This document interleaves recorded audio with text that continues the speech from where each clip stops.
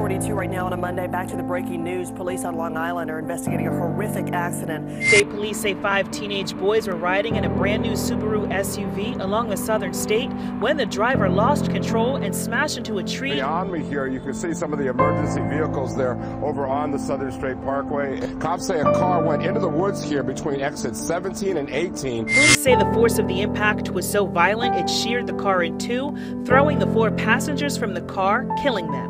They were really funny, you know. They loved their family. It was nice kids, man. Right now, investigators say they do not know why the crash happened. Whether charges will be brought against the driver is also not clear.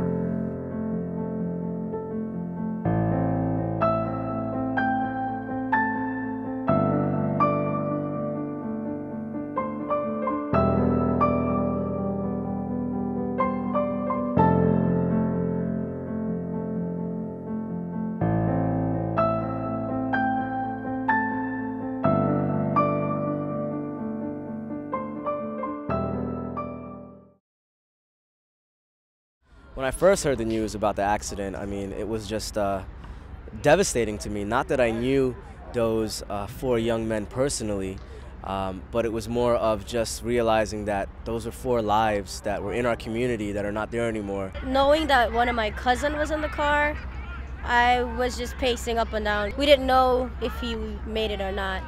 And when you did hear, it was heartbreaking. I mean, this isn't the first time this has happened. It's happened a few times. And for it to happen again, and now we have young people, teenagers, right here from our community, it was shocking and it was very sad. When something like this happens to good people, you stop and you ask yourself a question that there are so many wrong things going on out there. Why is it happening to people who wants to contribute to society?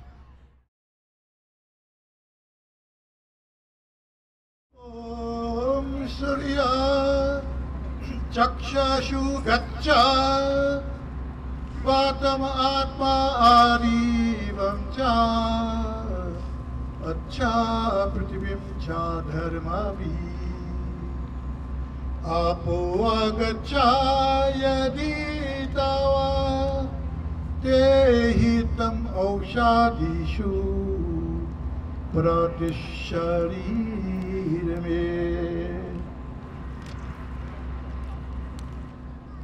I want to say to the parents that the physical body is gone, but the spirituality, the soul, is there and will be there forever.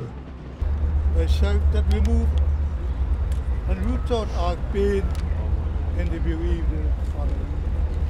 This is our supplication here. Thank you. May God bless you. Well, basically what we're doing is raising the awareness for, vehicle safety so that people can, learn how to drive properly, stuff like that, of that nature.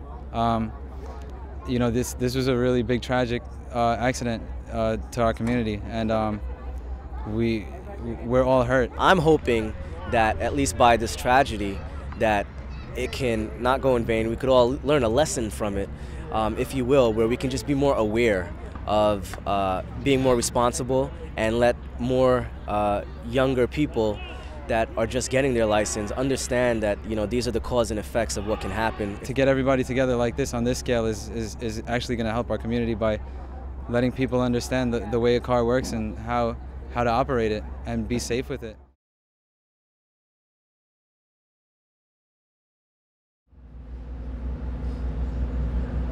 We haven't really prepared anything because there's no words that we can say that will ease the pain in our hearts.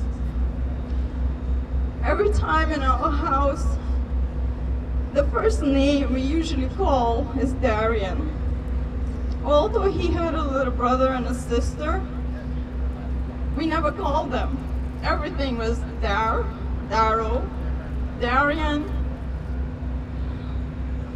and up to this time, we still call him. We can't stop. My nephew loved these guys very much.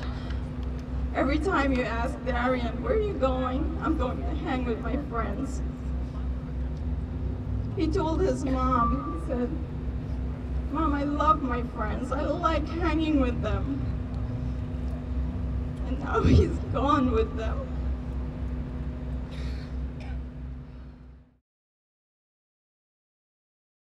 Street racing and reckless driving should not be condoned at all. Never should not be condoned, especially if you're not licensed, especially if you're not experienced, and especially if you're not trained. Between pro and con, I'm against it. I think, it can be very deadly, and especially when you have young, inexperienced drivers behind the wheel. I think it's just about opening communication with youths and letting them know what else is out there.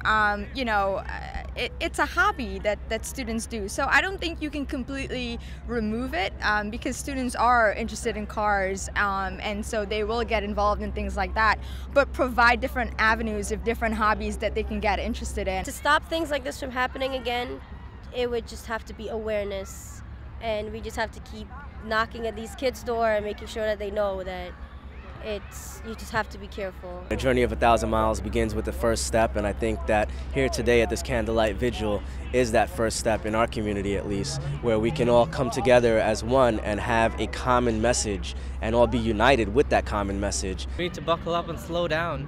Slow down, because if you don't, the person sitting next to you is not going to be there. And we just can't, there's not enough of us.